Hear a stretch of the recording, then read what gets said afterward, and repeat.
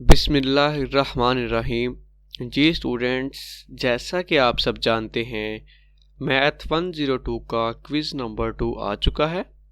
आज मैं आप सबके सामने क्विज़ नंबर 2 की वीडियो लेकर हाज़िर हुआ हूँ। इसमें मैं 2 क्विज़ सॉल्व करूँगा और दोनों के स्क्रीनशॉट्स आपके साथ शेयर करने वाला हूँ। देख सकते हैं टाइम और साथ में 5 फेब जो कि आज का ही है।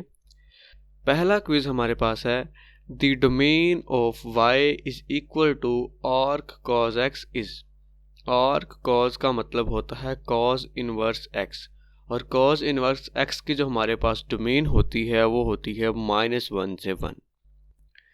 क्वेश्चन नंबर 2 हमारे पास है, a question of a circle centered at origin and radius 11 is। तो इक्वेशन ऑफ सर्कल हमने यहाँ से निकालनी थी जिसका सेंटर था वो ओरिजिन के ऊपर था, और जैसा कि आप सब जानते हैं ओरिजिन हमारे पास होता है 0 0, इसलिए हमारे पास x माइनस पहली वैल्यू होती है और y माइनस सेकेंड ओरिजिन की वैल्यू। जबकि ओरिजिन 0 0 था तो x square plus y square is equal to radius का स्क्वायर ले जाता है, तो 11 का स्क्वायर 1 to 1 जो हमारे पास है, तो इसका ऑप्शन सी करेक्ट है। क्वेश्चन 3 हमारे पास है, the trigonometry function with the property that they keep repeating themselves are called. कहता है ट्रिग्नोमेट्री फंक्शन की वो वाली खासियत जिस वजह से वो अपनी वैल्यूज रिपीट करना शुरू कर देता है, तो उसको क्या कहते हैं? तो उसको बोला जाता है पीरियोडिक फंक्शन। या डेफिनेशन आपके हैंडआउट्स में भी है। Equation of a circle centre at 0 -5 and radius उसका है 8 स्क्वायर रूट इज। अब हमने इसकी इक्वेशन निकालनी है, तो याद रहे x माइनस 0 का स्क्वायर होगा और y माइनस सेकेंड वैल्यू का स्क्वायर, तो x माइनस 0 का स्क्वायर x स्क्वायर बन जाएगा, y माइनस इंटू -5 है तो माइनस माइनस प्लस हो जाएगा, तो इसकी जो हमारे पास इक्वेशन बनेगी वो बनेगी x square plus y plus 5 का स्क्वायर इज इक्वल टू, अब रेडियस का स्क्वायर लेना था, स्क्वायर से स्क्वायर रूट कैंसिल हो गया तो ये बनेगा 8। तो हमारे पास इसका डी ऑप्शन करेक्ट है, x square plus y plus 5 square is equal to 8। Question number 5 हमारे पास है, in the linear function y is equal to M x plus B. Students, पहले मैं आपको बता दूं, इस फंक्शन में हमारे पास जो m होती है वो स्लोप होती है, x हमारे पास x वैल्यू, y वैसी रहती है, m स्लोप और b जो होता है वो इसमें y इंटरसेप्ट होता है। तो ये इसलिए हमारे पास इस लीनियर फंक्शन में उसने b पूछा है क्या है, तो वो हमारे पास y इंटरसेप्ट होगा। अगर इसमें m के बारे में पूछे तो आपको पता होना चाहिए m इसमें स्लोप होती है। क्वेश्चन नंबर 6 हमारे पास है, what is the period of a following tangent function. हमने इस टेंजेंट फंक्शन का पीरियड फाइंड करना है।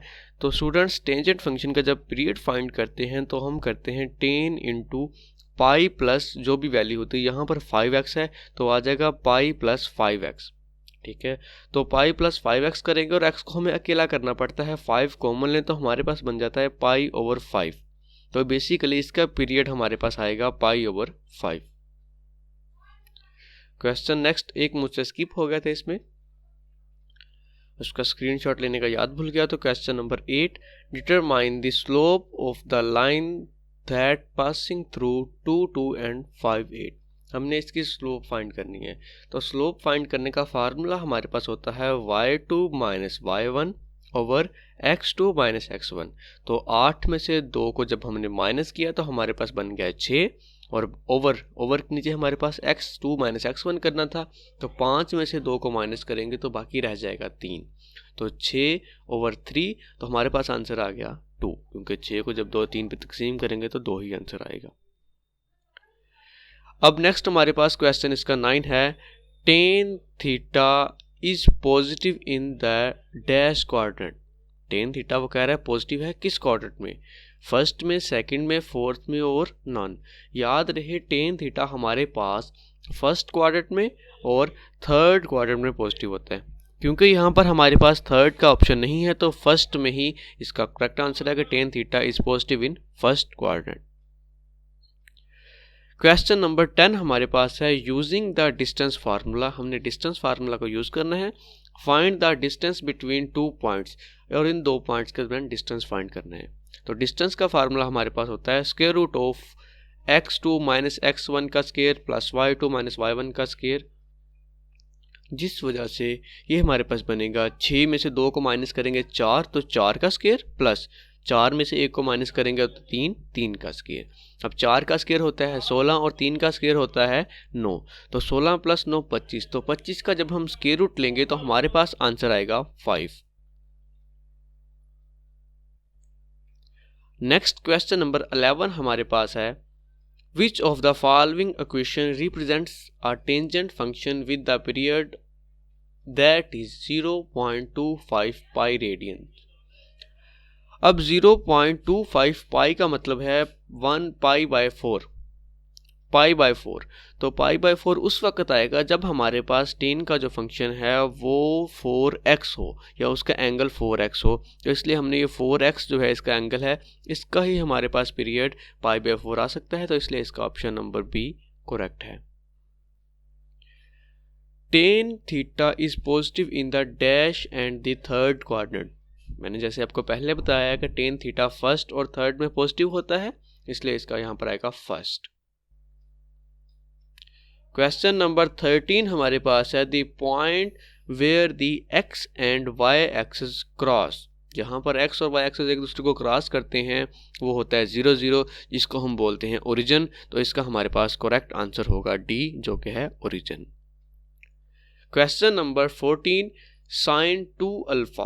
अब यहाँ पर स्टूडेंट्स आपकी बुक में भी ये है डबल एंगल फार्मूला कि साइन 2 अल्फा किसके इक्वल होता है, तो ये आपको ज़ुबानी पता होना चाहिए कि sine 2 alpha is equal to 2 sine alpha cos alpha. इसका ऑप्शन नंबर सी करेक्ट है।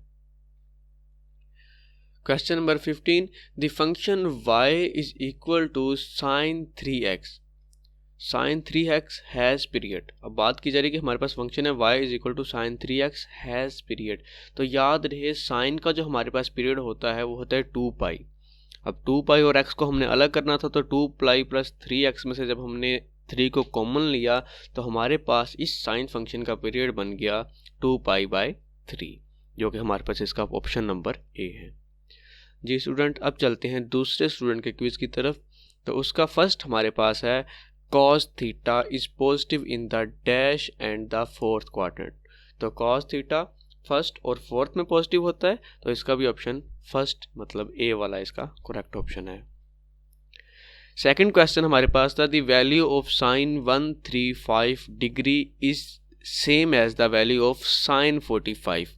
याद रहे साइन 135 की और साइन 45 की दोनों की वैल्यू बिल्कुल सेम आती है, तो इसलिए हमारे पास ये sine 135 is equal to sine 45। All trigonometric functions have positive value in. याद रहे तमाम के तमाम trigonometric functions sine cos tan secant cosecant cot, इन तमाम की वैल्यूज फर्स्ट क्वाड्रेंट में पॉजिटिव होती है, इसलिए हमारे पास इसका ऑप्शन है first quadrant. Determine the slope of the line passing through the point. Student ये क्वेश्चन देखें दूसरे क्विज में रिपीटिंग में आ रहा है।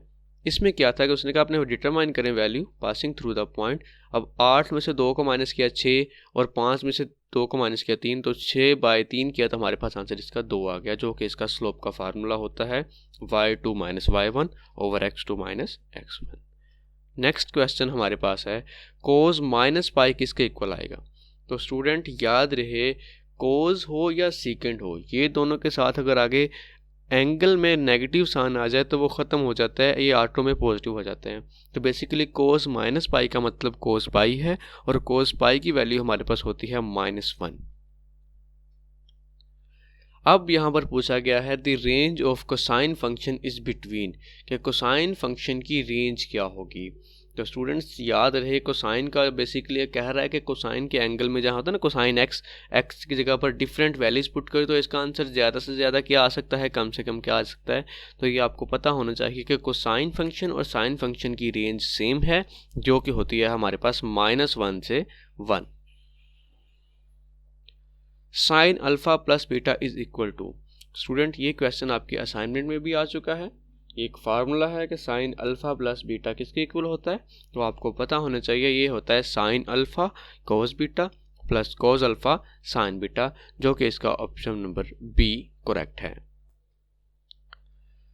The sine function is periodic with the period 360 degrees. अब कह रहे हैं कि साइन फंक्शन पीरियोडिक होता है, हम जानते हैं पीरियोडिक का 360 डिग्रीज या 2 पाई कहा जाए इसका पीरियड होता है, ठीक है। और इसकी जो रेंज होगी स्टूडेंट्स वो हमारे पास -1 और 1 के बिटवीन ही आएगी, क्योंकि मैंने आपको पहले बताया है कि साइन फंक्शन की और कॉस फंक्शन की रेंज सेम है, जो कि -1 और 1 के बिटवीन आएगी।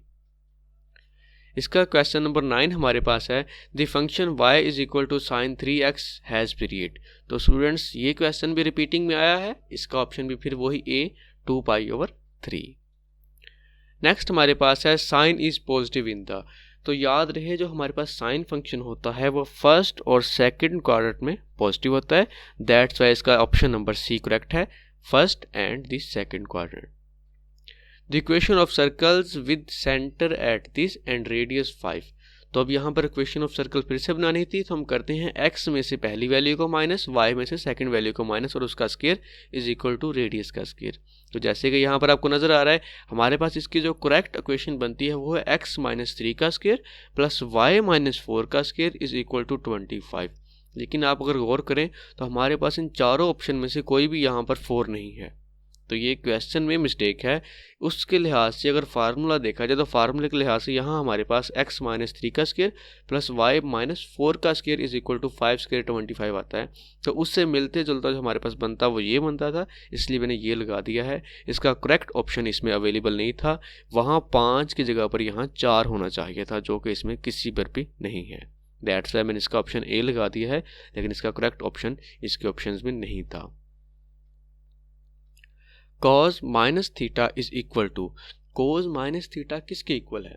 तो याद रहे cos -θ हमारे पास, जैसे कि मैं आपको पहले बता चुका हूँ कि cos हो या secant हो, इसके एंगल में नेगेटिव साइन आ जाए तो वो ऑटो में पॉजिटिव हो जाता है, इसलिए cos -θ is equal to cos θ, B option.